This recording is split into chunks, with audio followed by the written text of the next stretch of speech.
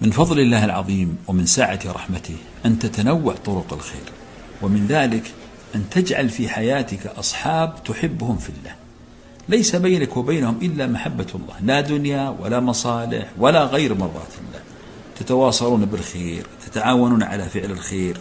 وهنا أبشر بهذه المكانة العظيمة في الجنة. ماذا يقول النبي عليه الصلاة والسلام؟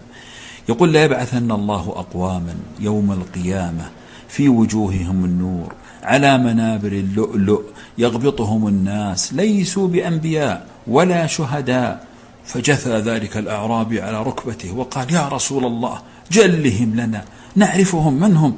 قال: هم المتحابون في الله من قبائل شتى وبلاد شتى يجتمعون على ذكر الله يذكرونه. اجعل لك أحباب واغنم بارك الله فيك.